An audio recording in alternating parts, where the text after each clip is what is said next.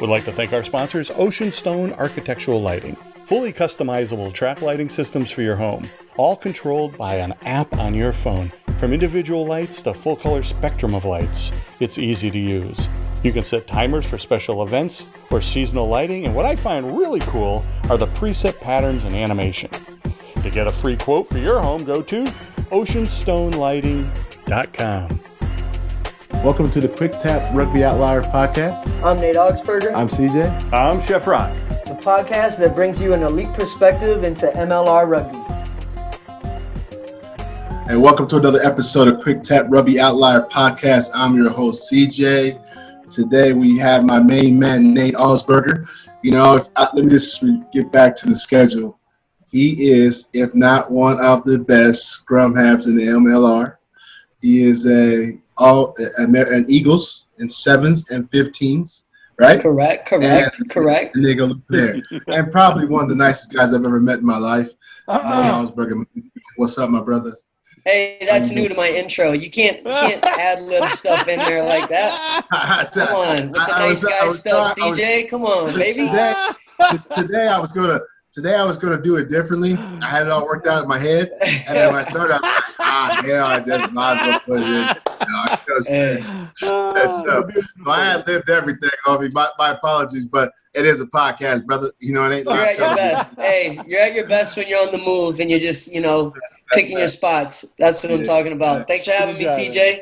No, my man, it's always a pleasure to see you and to hear you and to talk to you. And now we introduce the other. Okay, this guy has a long history and stuff to say, so I'm not going to say it all. I'm just going to say Chef Rock, my friend, thanks, that's my all. mentor, my colleague, and one of my closest buddies is Chef Rock. How you doing, buddy? Doing fantastic, Nate. How you doing, my brother? You and the wife doing great. Well? Great. CJ, yes, sir. All cool? Everything's all good, Chef. Hey, for those who don't know, 25 years today. Happy anniversary, Chef Rock. Thank you. You shouldn't thank me. You should thank my wife. She's going to put up with me for 25 years. Yeah, I put up with a little bit of time, and that drives me crazy. So I can only imagine living with you and sleeping with you and eating with you and all kinds. Let's leave it at that, CJ. Listen, it's all good. As we get started this episode, obviously the world is still upside down. We're still in this COVID-19 quarantine type situation, and everything's trying to get back to normal, but then we have some flare-ups here and there. So again, I want to talk a little bit about how you doing, how you feeling, and I went to the beach on Father's Day and with my wife, and for me it was the first time I've ever gone to the beach when there's hardly no one there. So really, that benefited me to go on COVID-19 time. And so we were to sit on this bench they had out there. We sat out there for like an hour and watched the ocean, and it was just amazing to sit there and take in the ocean and stuff like that. So for Father's Day, that's what I did with my wife, and then we came home because typically every year we go out to dinner somewhere. We just order pizza and get back to the house, and you know what old people do? We watch Family Feud. There you go. With Steve Harvey. That's still a classic. So Chef Rock, what did you do on Father's Day, my man? We just kind of hung out here. I cooked, and on the anniversary today, I actually just came back from the store. I bought a couple of 2.5-pound lobsters. Right. That's kind of my go-to, special dinner. So I do like almost like a Newburg, but I do it a little differently with saffron, and the sauce is incredible. It's made from the shells of the lobster, and it goes over the meat, and it's just what a hollandaise over it, and they glaze it under the oven. I'll show some pics next time. But you're always screwing people up, man. If my wife heard that, she'll say, "Why can't you do that?" I'm not a chef. I'm not a chef. You can bring me over. So Nate, did you get a chance to call your folks and wish your father happy Father's Day? I did. I think the highlight being that it was Father's Day. The highlight was just being on a FaceTime call, and my brother connected like a mirror screen or whatever, screen mirror. And I just sat and chatted with my dad and my brother while my niece and my nephew were one of them was laying around, the other one's running around. So they're young, and it was just a good time to catch up and, talk about football, talk about MLR. We talk about all kinds of stuff, man. But I got the opportunity to congratulate them on fatherhood and obviously thank my father for just being a great dad. So, it was sounds good. like a great weekend.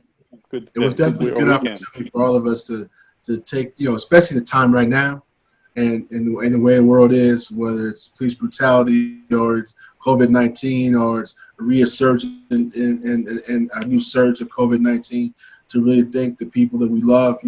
Unfortunately for me, the man who was like my father, passed away a long time, passed away about 10 years ago. And so we don't get a chance. I still talk to him in my head and say, hey, thank you for all the things you did for me. And I know he's looking down on me because, when he used to call me, man, he used to crack on me all the time, dude. He's like, he used to crack me all the time. And I used to get sad because, he would say stuff. I talk about my wife. He said, see, your wife's running the household. I know the kind of man you are. And he would just razz me for hours and hours, man. But I miss it. I miss it so much, and you don't really think about those things until you see where the world's at today. And so, anyway, gentlemen, since we've been gone, we didn't do a show last week, and there's things we never got a chance to talk about. And I just want to ask Nate a couple quick things before we get into our guests. The San Diego Legion drafted 2 players in the MLR draft. They drafted Patrick Madden and then Cole Zacone, right? Yep. One out of Cal Poly in Central Washington. Have you thought about what the addition of 2 young men are going to make to your team? Or are they going to make an impact right away? Or is it going to be something that go overseas and play for a while, then come back? And then also, you signed a new player to the team from Chris Robshaw. You trying a new player to the team. So just touch base on that real quick before we get into our first guest. Talk a little rugby about. Happy to, CJ. Sorry if I cut you off there. Patrick Madden and Cole. I struggle with pronouncing his last name, so forgive me. But Patrick Madden is like total hometown hero type story. We drafted him first, and he's actually going to be playing my position as well as some 10. And so I'm excited to have him in our backs group. And then Cole is also a wing, so we're going to have both those guys in our backs groups. And I'll say, before we've had academy guys in our setups, and we've been able to see a lot of progress in those guys. That's just kind of how we are at Legion. If young guys come in, we take them under our wing, but we still show them the ropes. We have high standards on the team. So we've seen some other guys have some success being in our setup, and I'm sure these 2 guys, with the caliber player and the type of collegiate level that they were at, how they were playing, I think they're just going to be great additions. So I kind of take ownership as a leader to make sure that those guys are successful. It's a little bit on my plate as well, along with other guys. Guys just got better. That's it. Yeah, that's it. So I'll be getting Patrick out to some extra skills sessions here really soon. I'm gonna be calling him up. So looking forward to that.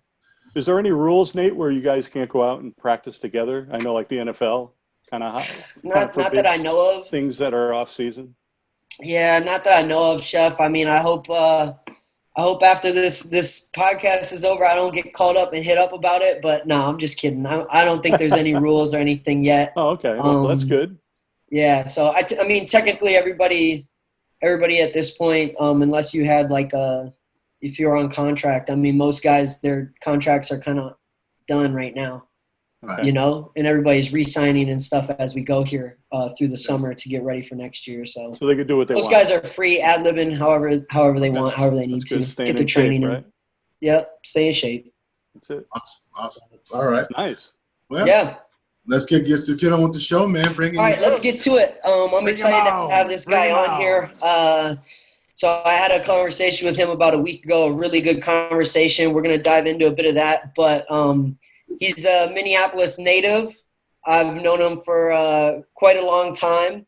He's a neighborhood friend, a fellow South Minneapolis guy, and he's also one of the best forwards that's probably ever played for the USA Sevens. Definitely one of the legends to come out of the Sevens program and go to the Olympics in 2016. And without further ado, here to spread his proverbial wings on our podcast is I give you Garrett Bender. Mr. Bender. Yes. Hey. G. Dude, thank you guys so much for having me. And Nate, dude, that was a great intro, bro. Hey, Good. Man, you know, hey Garrett, I could have said so much more because like me and Garrett used to, like, before we had made the USA Sevens, we would go to the park and just I'd kick drop kicks, like kickoffs, and he would just go catch them, and we'd just do that for like an hour straight, and then we'd do some fitness, and we're always super committed, held each other accountable, but and we've gone on to achieve some pretty great things, right, G? Yeah, absolutely, bro. That's some of my fondest memories, bro. You know, I still go back to the old parks and the old fields that we used to train at, and you know, just reminisce, you know, about the days grinding with my boy, man. Oh yeah, some special times, man, and we did, you know, speak a lot of things into existence. You know that. You know, one thing I want to point out about that the first time we won the cup, bro, like the cup with the world's the USA World Series man. Cup, first ever for USA. Yeah. Yeah, bro, we totally talked about that, you know, and I remember after the tournament, you know, we had some fun that night, and then we were in our room and we were just talking about, man, like, you remember when we were talking about this, bro? Like, it's crazy. So special. Me and Garrett were friends on our high school rugby team, which is like a combination of a lot of South Minneapolis city schools, right. And we won a state championship together, and so we've kind of been on this rugby journey for quite some time. You know, I think about like Nando's that week as well, like going to Nando's while we were in London. Pretty much like every meal we go to Nando's, get some chicken. You know. Heck yeah, bro. Just reminiscing, man. Reminiscing's we had good. some fun. But hey, G, so I wanted to start off with kind of wanted to give you some space to talk about your most recent IG post. For those who don't follow Garrett, he's always been, or I shouldn't say always been, but Garrett, you'll be able to talk about this more, but you've made a decision to be an example out there for people, old, young, indifferent, whatever, a role model, in the sense that you're comfortable to be outspoken and you're comfortable to talk about how you're learning, what your lessons are. And I'll just say your post was super touching. A lot of people, I think, would have received it very, very well. But also, you know, regardless of how you have analyzed your past, you have always been such a grateful dude, like super appreciative of the people around you. I always felt love around you. And so, yeah, man, I just wanted to set you up to feel free to talk about that post. And also in the caption, it says, shout out to my rugby family, you know, and I wanted to give you an opportunity to shout out a few people, identify who do you consider your rugby family and why. Hey, all at once. take the wheel, baby. You go. Go with it. Yeah, all right. I'll do my best, man. I'll do my best. Yeah, first of all, I appreciate you acknowledging that, man. You know, it means a lot coming from you, especially. You know, and so for anyone that didn't read the post, probably a lot of people, it was kind of, you know, acknowledgement of, you know, just the gratitude revolved around the whole Olympic experience. And then I said in there that gratitude is married with, you know, my biggest regret in this life, you know, and that is not reaching out for help in the times that I desperately needed it. You know, I struggle with depression. I've struggled with depression and mental health for, you know, many years, you know, probably 10, 15 plus years. And my time on the USA team, the closer we got to the Olympics, it seemed the darker space I was in, you know, and so, yeah, like Nate said, I just really try to be the change I want to see in this world and kind of break down that you know, toxic masculinity dynamic that, you know, kind of holds a lot of us back, you know, especially like as men, we feel we need to be hard and like keep our feelings inside and you know, like me, example, I was in such a bad place, you know, I pushed everyone away, you know, and it just, you know, it wasn't the right thing to do. You know, I had so many people around me that loved and cared about me. you know, and they kept reaching out until, you know, you guys kind of just finally gave me my space, you know, and that probably wasn't the best thing for me, you know, and that's all on me, you know, and that's why I feel it's almost my duty to be as vulnerable and open and honest about my struggles, because, you know, we're all struggling, man, you know, and the more we talk about it, the more we help others not have to suffer through the same things, you know. And Right. so when I was leading up to the Olympics, man, it was a pretty dark time, like I said, and I remember, you know, especially that 6-week Olympic camp, like going home every day after training, you know, more days than not, you know, I was contemplating suicide, you know, just thinking about like if I was worthy, you know, and like seeing all these guys that are able to operate so well, and like I'm in my head so much that I'm seeing these guys, and I'm like, man, like they're so much better than me, like they deserve this so much more than me, like, you know, and just like beating myself down, and that's, you know, that like almost like chasing perfectionism, that like it can be such a beautiful thing when you're able to harness that, right? And that's on it, that can be what motivates and pushes us to reach those pinnacles of sport, you know. But if you let that get out of hand, you know, it can take you to a dark place, you know, and I just was in my head so much that I couldn't see the love that was all around me, you know, and I chose to separate myself for fear of having a negative impact on my teammates, man. And, you know, and that's like something I've always wanted to say to that whole group, man, like, it's just like, I'm sorry, like, I wish I would have reached out and leaned into my brotherhood a little bit more and just asked for help when I needed it, you know, and I think that's something that it's a message that resonates with a lot of people, man, and not just men, you know, women too, but especially as men, you know, we are kind of have that macho, It's like, it's hold it all in, you know. It's an ego Yeah. prideful thing that we're ready to just defend our, you know, what's ours, like till you know, until it already affects us. It's about being No, and- vulnerable. It's about men not wanting to seem weak and be vulnerable. And as you were talking there, my man, I was sitting there thinking in my head, like, you know, how did he come through that? How did, you know, if they let him gave him space, how did you survive that? I have a nephew committed suicide, and people gave him space, you know, but you can't recover. You can't get back a life once it's gone. Yep. You know what I'm saying? You can always push people until to the breaking point where they fight you back, and then you can get help. But if you give them space and then something happens, you can't get that back.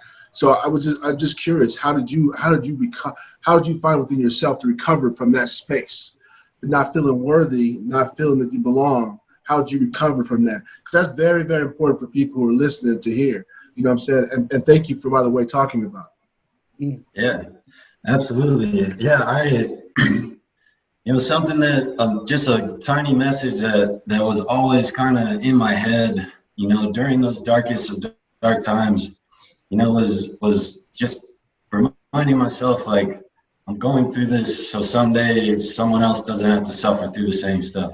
You know, and I remember I was able to say that to myself, whether I believed it or not in that moment. You know, just that little phrase of, like, I'm meant to help others. I'm suffering for a reason. You know, I'm not suffering for no reason. You know, there's so much here that, you know, like, I'm not able to see now, but, like, upon reflection, you know, looking back on that time, I'm so grateful for it, because it's helped me be that catalyst of change going forward, you know, that, and if I can spread any message, that's the one, like, in those darkest of times, you know, just try to remind yourself that you're going through this for a reason, you know, and if you can attach it to other people, other things, you know, like something that, you know, is bigger than you, you know, because that's committing suicide, you know, that's when you get so into yourself that it's one of the most selfish things we can do as a human, you know, but we don't see it that way, right? Like, like it's it's so selfish because it impacts everyone in such a negative way. But your mind state will tell you that this is the best thing for me to do. I need to remove myself so I'm not impacting everyone else around me in a negative way. You know, so attaching it to just a simple little message, you know, and just keeping that going. And honestly, man, like, rugby was all I had at that point. So it was pretty much a life and death situation where I felt, and I truly believe that if I stopped, if I quit, if I went home, I wouldn't be here today. You know, like, I wouldn't be here today. And like, I owe a lot to that man sitting right there, Nate, man, because he was with me through that whole time. You know, we were roommates on tour, and, you know, he helped just be that ear, hold space for me, you know, and just help keep me as much as he could, you know, because we knew each other for so long that I could be real with him, I could be open, I could be honest, you know, and he held that space that I needed. You know, and G, yeah. Hey, I'll cut you off there, G. And Chef, before you you tag in here, I think one of the things you're speaking about, G, is the tool or the ability to start reflecting, whether that's on a daily basis or even being able to go back in time and kind of look at the situation, how it was going in the past, and, you know, see that you're still standing on 2 feet now and you're in a better place. Can you elaborate that and answer this question? Because I kind of wanted to give you an opportunity to talk about how you plan, like you said, to have an impact on other people. So what advice would you give to your younger self? Oh, man. Great question. Great question. It's a very familiar question. Yeah, man, I would just tell myself to lean into the support system that's around me, you know, because there are so many people out there, you know, that offer their time and their space. You know, it's just reaching out. You know, that's like the number one advice, man. Like, in those darkest of times, your mind is going to tell you not to, you know, and you have to fight that feeling. You have to be able to just reach out, whether it's a close friend, whether it's a therapist, you know, a counselor. Like, if you can do that, that's always amazing. But just like a parent or a guardian or a coach, you know, just anyone, man, like, because we are all suffering, you know, we've all suffered. We all suffer through something. Like, we can all relate to suffering. So there's nothing to be ashamed of for asking for help, you know, and that's the main message, man. Yeah, man. And so for those of those, Garrett's actually been working closely with his old high school, Washburn. And Garretts Hindsight is a nonprofit that you're kind of kicking down the road here, that you're getting started. And it's all based around that question. And the goal is to equip and give tools to student athletes, you know, so that they can get away from some of that unneeded suffering, and they can realize who's in their environment, who's there to help, how they can deal with things on their own. You know, like I think journaling, things like that, like, we don't do enough of. Just sitting down and writing your thoughts down on a piece of paper and what that does for you, or keeping track of what are your strengths?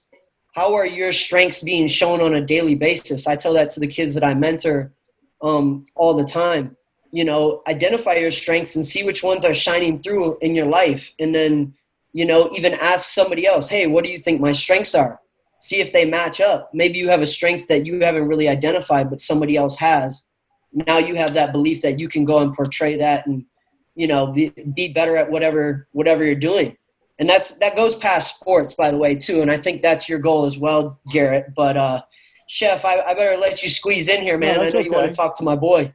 Yeah, no, I mean, yeah, Garrett, I just wanted to say it was very brave of you to open up like that, because a lot of people don't. You know, they keep it in, like you said, but it'll help someone else.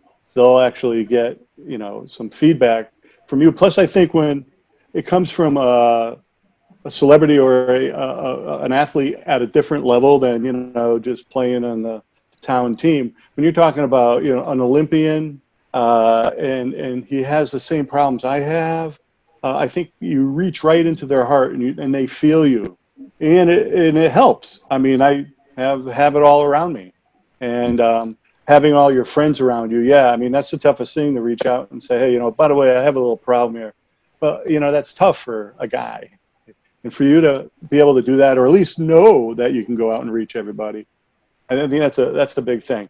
On a different subject, I know you went to St. Cloud State, right? Yeah.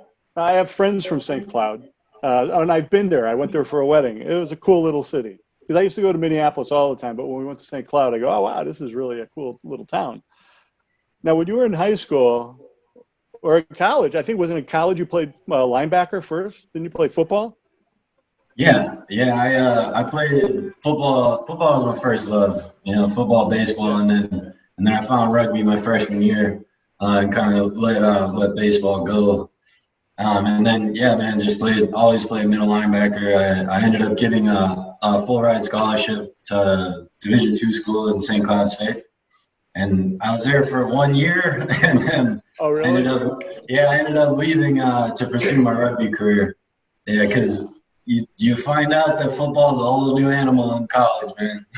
Oh, yeah. Well, I didn't play, but I played high school, and I went to a culinary school. We had kind of a pickup team, you know, and it was all dude cheerleaders, you know. I mean, it was a whole different kind of, you know, game. But I have friends that played college, and they said the same thing. You know, wait till you step up to that level. You know, then it's a whole different world. Hey, one other thing, and I'll leave it with this, that I was reading your bio, and we have something very similar in common. Hobbies.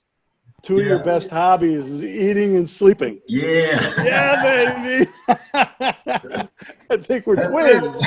We don't look like twins. Give it time. I thought that was pretty cool. I like that. Tell it like it is. Yeah, absolutely, man. Simple things, right? The simple things. What else is left, right? Yep. Well, there's a couple things, but, you know, hobbies. They got to be hobbies. Absolutely. Don't go there, CJ. Don't even think about it. He's ready. I was trying to keep my composure because I know you're waiting for me to say it, right? No, but I'm gonna say this, dude. So what made you get into massage therapy? What drove you to that as a hobby or career, as a second career?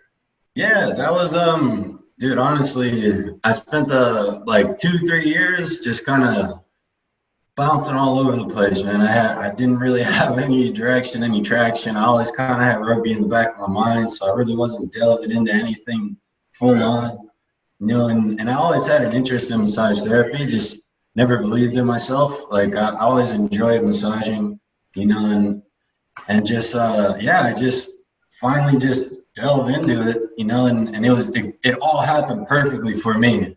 So I looked it up. I put like a little note in on the website. The lady called me like 5 minutes later. It was like, hey, you want to come to orientation? Like 2 days? Like in 2 days? I was like, yeah. The perks of being an Olympian. Yeah, I went to orientation, man, and I filled out all the paperwork right then. I started like the next week. So gave me no time to let my mind talk myself out of it. Right. And then I was in that, and you know, I struggled through a lot of similar things I faced like in my rugby career too, with, you know, just self-doubt, like insecurities, you know, just like reaching that like breaking point and then having to reflect and you know, really understand and like push through, you know, and it was a really like pivotal moment for me to be able to push through massage school, because it proved to myself that I was able to follow through with something. And that's something that I struggled with a lot in the past. Like if Nate could tell you, man, it's something that's I'm really trying to work on changing and being a better example of, you know, just accountability and being able to push through the tough times, because that's where all the good stuff is, right? Like the obstacles of the way, right? You're actually doing an amazing job of it right now, because what you're doing is you're talking about it, one. And when you talk about it, most people don't talk about things like that. So when you talk about it, people hear you talk about it, then they're like, okay, now I can. You're helping people. You're pushing through by just talking about it out loud. You know, you're setting an example by talking out loud to people. I mean, you have an impact on me right now through the conversation. You know what I'm saying? You have an impact on our listeners through the conversation. So you're definitely pushing through and I'm growing more and more impressed with you as the conversation continues, because you know, a lot of people, especially men, and you talked about at the beginning, tough, rugged men who play a physical sport like rugby or football, and they don't let their feelings out. I remember when Kevin Love of the Cleveland Cavaliers wrote an open-end piece for the NBA. I mean, he was at first people were saying not some nice things about him, but then because the general public was like, "Hey, thank you for saying it," and some other people got around it, and all of a sudden it gained momentum, and then other people started coming out saying and talking. But it took Kevin Love first really to open up about his depression and about what he was going through. And when you're an athlete and got millions of dollars, you shouldn't be depressed. People think, why are you depressed? Why do you have problems? With all these things, you were born with all these special skills. You know what I'm saying? Mm-hmm. Right. So It's that comparison. We're always trying to compare ourselves to other people. Right. You know, we have a hard time running our own race. Yeah, It's a good analogy. Comparisons are a killer. Well, Garrett, hey, I got a question. I got two questions. One is, it's your masseuse. Like, what's your focus around? Is it about? Do you focus on that spiritual side of massage as far as relaxation, tucking into your chakras, etc.? Is that like the basis around most of your massage? Yeah, so throughout school, you know, they do a really good job of kind of like giving you bits and pieces of every style of massage. And you know, part of it, there is a big emphasis on energy work and just like energy transfer and just like how much stress we just hold, man. Like we hold in different parts of our bodies. And, you know, I've been massaging people and they just start crying, you know, and they have no idea why they're crying. You know, it's just, there is some type of energy, physical, body, spiritual connection, you know, that you kind of tap into. And I pride myself on kind of being like well-rounded in the sense of I like to do and incorporate some sports massage, you know, deep, like really like moving limbs and like deep tissue things you get from like a physical therapist or something. But I also like to marry that with, you know, just slow relaxation. And I try to just always go into it with a clear mind and with an intention set of just pushing positivity into that person, you know, and also taking out their stress and their negativity. And like in the process of school, you know, you kind of get thrown through the gauntlet. You have no idea who's going to walk up them stairs, and you got to massage all types of different people. You don't know what their background is. And it's a really cheap massage. So it's not the most like healthy people all the time. So I found that, you know, when I wasn't setting those intentions and I really wasn't being intentional after the treatments, especially, I was carrying a lot more weight and a lot more stress and negativity. And then I started really recognizing that and working to control my energy. So you know, before I go in, I kind of do like a little pregame ritual, like get myself hype, you know, like always tying it. Yeah, exactly. It's like the total opposite though. Like it's like a calming pregame ritual. But, you know, I always get all worked up. Yep, exactly. Always got to have my pregame poop, you know, and then come in. That's an inside joke for you guys. Like, okay. Always was known for using the bathroom a lot before games. But yeah, man, like just being able to, you know, help facilitate that, you know, more than just the muscles and the, you know, getting the knots out, like just trying to like pull that negativity out of people and proper healing. Yeah, and I've had, you know, some really great reactions. You know, a lot of people have said, you know, like best massage I ever had. I was in massage, so it's you know, it's like it's a good compliment still, but it, you know, it was just like, how was it the best? You know, it's like, well, you know, I'm setting that intention. You know, I'm being intentional. You know, and the more I'm researching, the more I'm reading.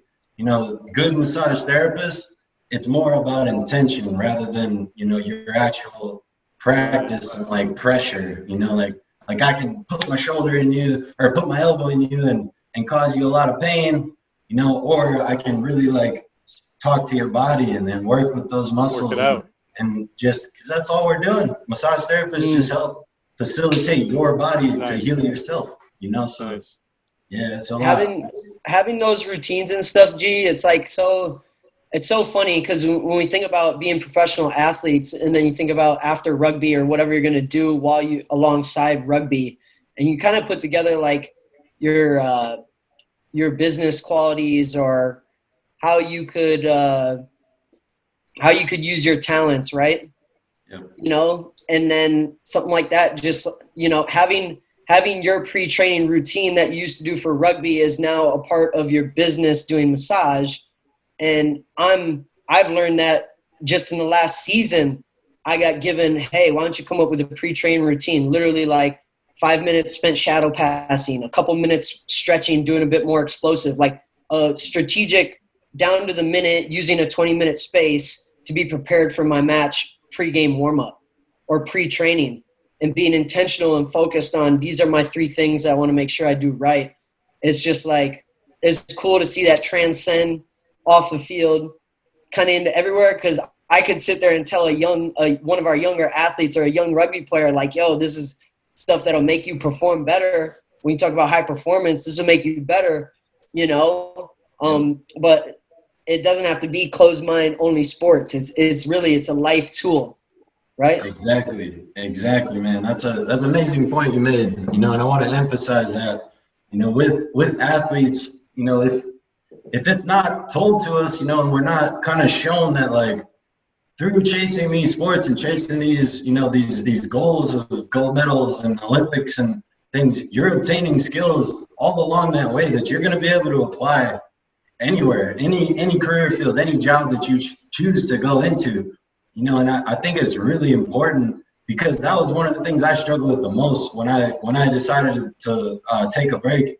and step away, was this like reality shock of like, you know, shoot, man, like I'm just a rugby player. Like I don't know what to do with myself, you know. And then as you start, like, just like you said, bro, as you start kind of like going into new things and trying new stuff out, like you start seeing like patterns. You start like, oh, like, well, I used to do that in rugby. You know, I was pretty good at that in rugby. So how can I apply that to, you know, the corporate world or whatever job, the massage world, you know, and whatever the path is. Yeah.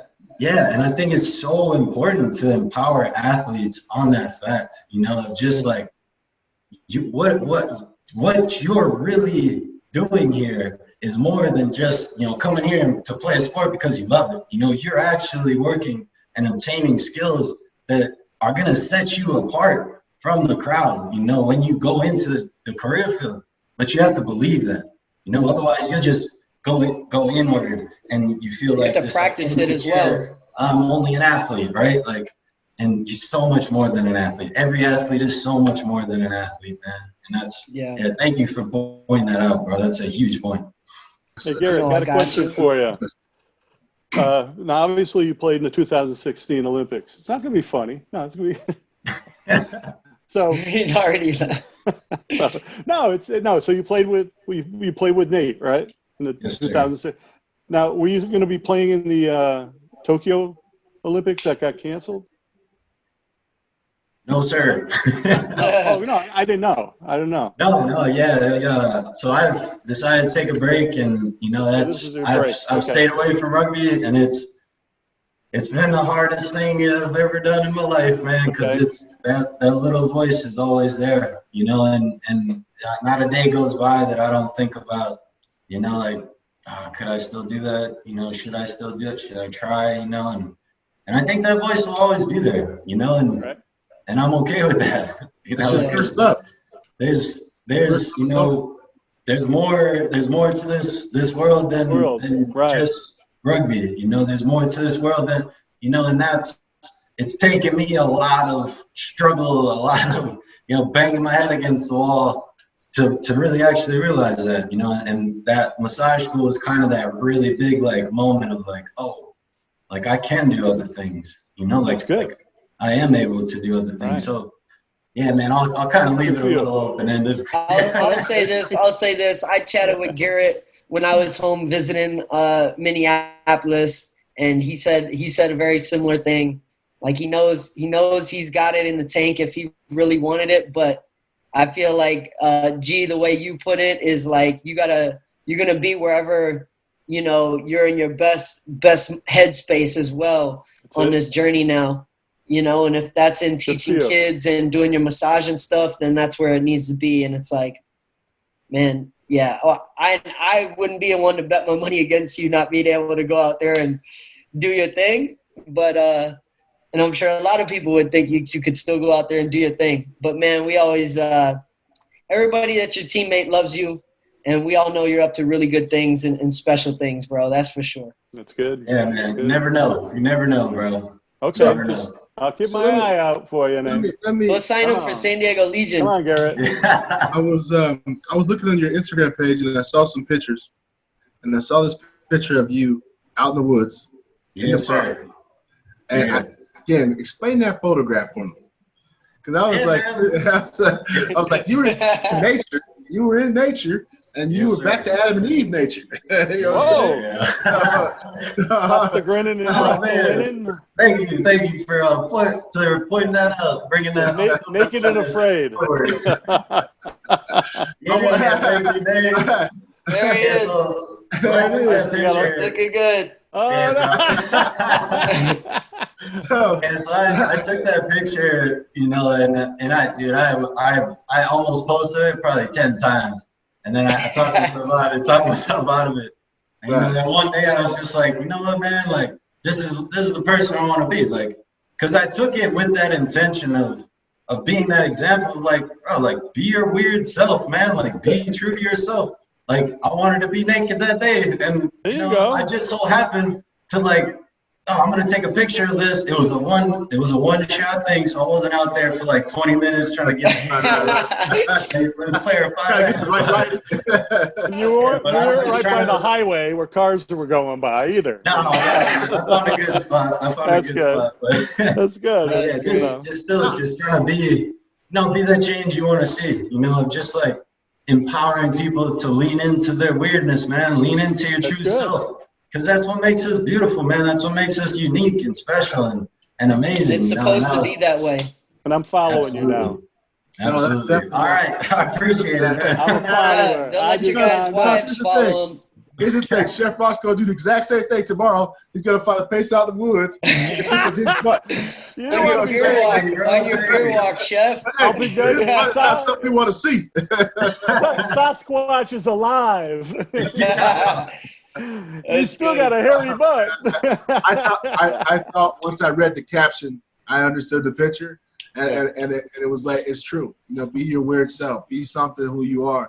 You know, it's funny. Sometimes this is honest, got to around my house. I make cat noises, and my wife hates it. She hates it. But you know, the one thing is I do it only. I don't even know I'm doing it. Sometimes I just do it. And do it to bother her? No, my wife wants me to be, you know, that dude, like, you know what I'm saying? Crazy. I do when my nieces are here, you know, or my nephew's here, or my daughter's home. Do it right now. Don't want me to be weird, but the thing is, hold on, do it now. And I'll be the dog. I'll do the dog, and you do the cat. Here's the thing like a about singing that. Cat? Here's the thing about that is that when you be your weird self and you be who you are, and you feel so much better about yourself. Because there for a period of time, when I stopped, or if my wife was in the room, I would stop doing it. Like I said, I didn't even know I was really doing it. You know, I just go meow, and I just do it. And now I do it freely, and I'm cool with it. You know what I'm saying? And my wife's cool with it now too. You know what I'm saying? But it's the idea. You got to be your weird self. You know what I'm saying? So when I read the caption underneath it, I was like, "Hey, man, that's somebody." I will have to say though, Chris, that litter box that you got in the bathroom, you might know. Yeah, man. That might be a little much. I was potty trained. I actually used the toilet. Dang. That's good. How do we get off on this subject? I don't know, man. It's good. It's fun, man. It's fun. That's good. No, you got to be yourself. I want to thank you, bro. Just having this conversation with you was enlightening for me as a person. I'm very thankful that Nate invited you to come on the show, and you know, Nate picks our guests to come on the show because he knows rugby better than all of us, of course, and And we always learn something from the people that come on the show. And Sure so I do. learned a great deal about you and about myself and about stuff today. And then actually, like I said, I went through a lot of your Instagram photos and watched a lot of things you were saying and read your captions. So, thank you. And I really appreciate that, man. And for me, I'd love to have you back on at some point, talk about stuff, Yeah. As we go, progress the things we want to do with our podcast, and we'd love to have you be part of everything we do, man. So, God bless you and good luck in your future. And, good luck in massage, brother. Good luck in massage in your life. Thank you, bro, for coming on. Yeah. Yeah, bro. welcome to the team, G. Thank you guys so much, man. I can't thank you. This is so cool. You guys are so welcome. Hey, there it is. I got the old school. That's young what we bucks. do, boy. That's what we Young do. bucks, so son. Love it. Young bucks. Hey, they made a rule. They made a rule for me and Garrett in Minnesota. They made sure Yeah. there's no more dump tackling allowed because me and Garrett used to drop people back in high school. It was violent. It was Violent man. We got it popping. Garrett's like one of the most impressive freaking tacklers at any level I've ever seen. That's why they made you a linebacker, right? Exactly. Absolutely. I had to learn to not hit people with my face, though. That was the problem. I got this nice big nose. Oh, yeah, That's four my times. German Four heritage, times, buddy. Garrett. 4 times. Yep. That German heritage, boy. Don't kid yourself. We all got it. When Chef Rock was playing football, they had leather helmets, so they have a face mask. That's why he busted. Yeah, okay. Hey, Yeah, leather helmets. hey, man. you know what? They actually Back had in the helmets day. with we had the ones with the straps in them. Right? I cracked I was a running back, so I cracked like 4 helmets. I mean, they would just come in, you hit somebody, and it cracked, literally. Yes. That could explain. That could explain a lot right now. It gets popping in football. That's Yes, right, sir. baby. Hey, last word, Nate. Give your last word to your man. Yeah, hey, G, just thanks for coming on, man. I swear there's enough stuff going in the MLR that our podcast, we could easily be just talking about, headlines, coaching changes, all these other things. But, this holds a lot more weight to me in us being able to have chats like we've had today. And, it's all just a sign of the great things that are coming in rugby and in America and the growth of the game and the people that are involved in it. So, brother, I appreciate you. I love you. Me and Garrett are actually communicating once a week here, where usually we don't talk for like 2 months at a time. Yes. That's I good. don't know. It's not because we don't want to. That's just how it was. Don't worry about it. You guys have your own relationship. No, it's good to hear from you, bro. And quick tap out. Yeah, bro. Thank you, guys. I want to say, Garrett, go ahead. Give your last word, Garrett. I'm sorry. Oh, yeah. No, I just want to say, thank you guys and acknowledge you guys for what you're doing and holding space for me to help, project some of the messages that I believe in so truly, man. And I can't express how grateful I am, and grateful for the MLR, and just the amazing things. Bro, that final last year, that was like the most excited I've ever been watching rugby, bro. Like the most excited. I had 2 best friends on both teams, and it was just like, it was so intense, man. It's beautiful to see the progression of the sport, and just like all these high school kids now that like got something to look up to and strive for, outside of just the national team, which is so beautiful. Awesome. So thank you guys for what you're doing, Thank you. leading the way, and spreading the word. Awesome. Well, let me say Man, this. G. Peace out. Let me say this, and I'm gonna do this because I don't feel I don't have to, but I do it out of respect. When I start this show today, I misspoke on my main man Nate's bio. And listen, because Nate is so crucial and important to this show, I'm going to say this. Nate is, if not one of the best scrum halves in the MLR.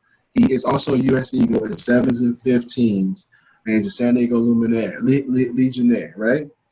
And I want to say that I apologize for butchering that at the beginning of the show. That was my mistake and my fault. I love and respect Nate tremendously, so I will give him his just due every single episode. God bless you. Kudos. Quick tap out, ladies and gentlemen. Thank you very much. Thank you, fellas. Thanks, CJ. Quick Take tap care, out. guys. Appreciate y'all.